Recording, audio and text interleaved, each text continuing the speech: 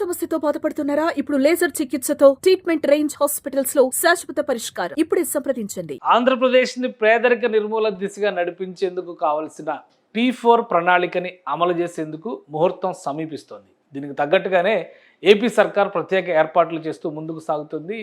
అమరావతిలో వెలగపూడి సెక్రటేరియట్ వెనక ఉన్నటువంటి ప్రాంతంలో ప్రత్యేక వేదికని శరవేగంగా సిద్ధం చేస్తున్నారు. అసలు ఈ P4 విధానం ఏంటి, P4 ద్వారా కలిగే ప్రయోజనం ఏంటి, ప్రభుత్వం ఆశిస్తున్నటువంటి లక్ష్యం సాధించగలిగినటువంటి లక్ష్యమేనా, ఎంతో కాలంగా వింటున్నటువంటి పేదరిక నిర్మూలనని అమల్లో చేసి చూపించేందుకు కొత్తగా ఏపీ సీఎం చంద్రబాబు నాయుడు ఏ చిట్కా పాటించబోతున్నారు, ఒకసారి విశ్లేషించేటువంటి ప్రయత్నం చేద్దాం. అమరావతి ప్రాంతంలో శరవేగంగా పనులు జరుగుతున్నాయి. ఇప్పటికే వేదిక కూడా సిద్ధమైపోయింది.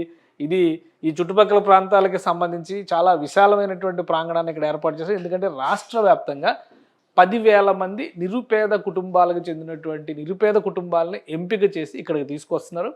అలానే రాష్ట్రం నుంచి అనేక మంది ప్రముఖులు కూడా ఈ వేడుకకి హాజరు కాబోతున్నారు. ప్రతిష్టాత్మకంగా రాష్ట్ర ప్రభుత్వం మంత్రివర్గం మొత్తం సమక్షంలో ఈ కార్యక్రమాన్ని నిర్వహించేటువంటి ప్రణాళికని సిద్ధం చేస్తుంది. P4 అనేటువంటి కాన్సెప్ట్ దేశవ్యాప్తంగా ప్రస్తుతం చర్చనీయాంశం అవడం అనేది ఇది నిజంగా చెప్పాలంటే ఒక కొత్త ప్రయోగంగా మనం చెప్పొచ్చు. ఇప్పటి వరకు జరిగినటువంటి ప్రయత్నాలన్నీ కూడా పేదరిక నిర్మూలన దిశగా ప్రభుత్వ పక్షాన జరిగినప్పటికీ ఇందులో ప్రభుత్వం, ప్రజలు అలానే ప్రైవేట్ భాగస్వామ్యం చేయడం ద్వారా మొత్తం ఈ నలుగురి పార్ట్నర్షిప్ ద్వారా, ఈ ముగ్గురి పార్ట్నర్షిప్ ద్వారా చేసేటువంటి ప్రక్రియని ఇప్పటివరకు ప్రభుత్వ ప్రైవేటు పార్ట్నర్షిప్ చేసాం. ఇప్పుడు ప్రభుత్వం, ప్రైవేటు, ప్రజల పార్ట్నర్షిప్ ద్వారా P4ని అమలు చేయడం ద్వారా సక్సెస్ కావాలనేటువంటి ఆలోచనని చంద్రబాబు నాయుడు చేస్తారు. దీనికోసం వేదిక శరవేగంగా సిద్ధమవుతుంది. అలానే ప్రణాళికను కూడా ఏపీ సీఎం చంద్రబాబు నాయుడు సిద్ధం చేశారు. పలు దఫాలుగా దీనికి సంబంధించినటువంటి మీటింగ్లు నిర్వహించారు. మీటింగ్ల సారాంశం కానీ అన్నిటి అంశం కూడా ఒకటే కనిపిస్తుంది. ఇక్కడ 10% ప్రాస్పరస్ తెలుగు ఫ్యామిలీస్, ఇది ఒకటే కాన్సెప్ట్ మొదటి నుంచి కూడా చెప్తున్నటువంటి మాట. సంపన్న కుటుంబాలకు చెందినటువంటి 10% తెలుగు ప్రజల నుంచి అట్టడుగున స్థానంలో ఉన్నటువంటి 20% తెలుగు ప్రజల్ని పైకి తీసుకొచ్చేటువంటి లక్ష్యమే ఈ కార్యక్రమం. అయితే ఇందులో ఏం చేయబోతున్నారనేటువంటి సందేహం ప్రతి ఒక్కరిలో కూడా వినిపిస్తుంది. దీనికి కూడా ఒక క్లారిటీ ఇచ్చేటువంటి ప్రయత్నం చేద్దాం. వాస్తవానికి చంద్రబాబు నాయుడు చేసినటువంటి ప్రపోజల్ ప్రకారం చూస్తే కనుక ఈ అంశాన్ని అమలు చేసేటువంటి ప్రతిష్టాత్మకమైన బృహత్తరమైనటువంటి బాధ్యత రాష్ట్రంలోని అధికార యంత్రాంగం మీదే ఉంటుందనేటువంటి మాట చెప్తున్నారు. ఎందుకంటే ప్రభుత్వ పక్షాన చేయబోయేటువంటి అనేక అంశాలకి ఇప్పటికే ఒక క్లారిటీ ఇచ్చారు. ఎందుకంటే ఎలక్ట్రిక్ పవర్ సప్లై దగ్గర నుంచి, కరెంటు విద్యుత్ ఇవ్వడం దగ్గర నుంచి, గ్యాస్ కానీ అలానే రేషన్ బియ్యం దగ్గర నుంచి అనేక అంశాల్లో రాష్ట్ర ప్రభుత్వం పేదల పక్షాన నిలబడి వారికి సాయం అందించేటువంటి ప్రయత్నం చేస్తుంది. అందుకనే వైట్ రేషన్ కార్డు, తెల్ల రేషన్ కార్డు ఉన్న ప్రతి ఒక్కరికి ప్రభుత్వ పథకాలు వీలైనంత ఎక్కువగా చేరువయ్యేలాగా ఒక ప్రణాళికను ప్రభుత్వం అమలు చేస్తుంది.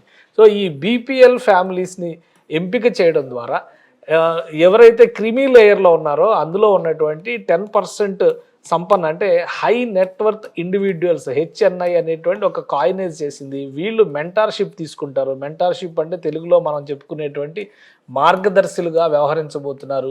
ఈ 20% మంది ప్రజల్ని పైకి తీసుకొచ్చేటువంటి క్రమంలో తీసుకోబోయేటువంటి నిర్ణయాలకి వీళ్ళు మార్గదర్శకత్వం వహించబోతున్నారనేది ప్రభుత్వం చేసినటువంటి ప్రణాళిక. అంటే ప్రభుత్వ పక్షాన్ని ఇచ్చేటువంటి పథకాలతో పాటు వాళ్ళు జీవన ప్రమాణాలు పెరిగే విధంగా ఎంటర్‌ప్రెన్యూర్‌షిప్‌ని ఏ విధంగా పెంచుకోవాలి అంటే వారి జీవన విధానంలో ఉండేటువంటి క్రమాల్లోనే చిన్న చిన్న వ్యాపారాల దగ్గర నుంచి జీవన ప్రమాణాలను పెంచుకోవడానికి కావాల్సినటువంటి వనరులు. ఎందుకంటే ఇప్పుడు సూర్యఘర్ యోజన లాంటి పథకాలు వచ్చిన తర్వాత ప్రభుత్వం ప్రజల చేత సోలార్ పవర్ ప్లాంట్లు పెట్టించడం ద్వారా సోలార్ పవర్ను ప్రభుత్వానికి అమ్మే విధంగా కొన్ని ప్రణాళికలను సిద్ధం చేస్తుంది. సో కేంద్ర ప్రభుత్వం ఆఫర్ చేస్తున్నటువంటి పథకాలు, రాష్ట్ర ప్రభుత్వం ఆఫర్ చేస్తున్నటువంటి పథకాలు, వీటికి ఏదైతే ఇప్పుడు చెప్తున్నటువంటి మెయింటైన్ చేసేటువంటి పర్సంటేజ్, దానికి సంబంధించినటువంటి అమౌంట్ పే చేసేటువంటి అంటే ప్రభుత్వం ఇచ్చేటువంటి సబ్సిడీలు, రాయితీలు కాకుండా అదనంగా వీళ్ళు భరించేటువంటి మొత్తాలను కూడా ప్రైవేటు భాగస్వామ్యం ద్వారా చెల్లింప చేయడం ద్వారా చాలామంది ఉచితంగా ఇంటింటికి కొళాయి అంటే 10,000 రూపాయలు కట్టాలి, మిగతా 20,000 రూపాయలు ప్రభుత్వమే భరిస్తుందంటే కూడా కట్టుకునేటువంటి స్థితిలో లేని కుటుంబాలు అనేకం ఉన్నాయి రాష్ట్రంలో. అందుకని సురక్షిత మంచినీరు,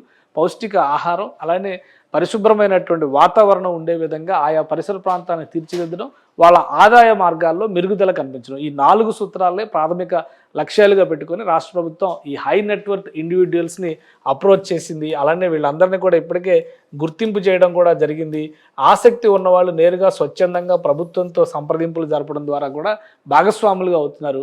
వీళ్ళని కలపడం ద్వారా ఈ 10% ఈ 20%ని ఈక్వేట్ చేయడం ద్వారా వీళ్ళు చేసేటువంటి ప్రయోగాత్మకమైనటువంటి సామాజిక అభ్యుదయానికి దారితీసేటువంటి ఈ ప్రణాళిక కనుక సక్సెస్ అయితే, P4 భాగస్వామ్యం కనుక సక్సెస్ అయితే ఇది దేశవ్యాప్తంగా కూడా ఒక మార్గదర్శకమైనటువంటి ప్రణాళిక అవుతుందని చెప్పని ఏపీ సీఎం చంద్రబాబు నాయుడు చెప్తున్నారు. ఈ క్రమంలోనే ఉగాదిని వేడుకగా చేసుకుని ఈ కార్యక్రమానికి కావాల్సినటువంటి అన్ని వనరుల్ని సంసిద్ధం చేసుకున్నారు. కలెక్టర్స్ కాన్ఫరెన్స్ నిర్వహించడం ద్వారా అన్ని జిల్లాలకు సంబంధించినటువంటి యంత్రాంగం మొత్తాన్ని కూడా ఒక స్పష్టమైన దిశానిర్దేశం రాష్ట్ర ప్రభుత్వం చేసింది. ఇక వేడుక జరిగిన తర్వాత ఎటువంటి కార్యాచరణను ప్రకటించబోతుంది, స్పష్టమైన విధి విధానాలు నియమ నిబంధనలు ఎలా ఉండబోతున్నాయి అనేది అందరిలోనూ ఆసక్తి రేకెత్తిస్తున్నటువంటి అంశం. ఒక విధంగా దేశంలోనే ఇది ఒక ప్రయోగాత్మకమైనటువంటి కార్యక్రమం. పేదరిక నిర్మూలనలో భాగంగా వికసిత్ భారత్ అని కేంద్ర ప్రభుత్వం ఇస్తున్నటువంటి నినాదానికి అనుగుణంగా వికసిత్ ఆంధ్రప్రదేశ్ స్వర్ణాంధ్ర 2047 లక్ష్యాల్లో భాగంగా ఈ పథకాన్ని అమలు చేసేటువంటి ప్రణాళికని రాష్ట్ర ప్రభుత్వం సిద్ధం చేసింది. ఇక ఉగాది నాడు ఎటువంటి ప్రణాళికని ఆవిష్కరిస్తారో వేచి చూడాలి. సుమన్ టీవీలో మీ పర్సనల్ అండ్ బిజినెస్ ప్రమోషన్స్ కోసం కింది నెంబర్కి కాంటాక్ట్ చేయండి.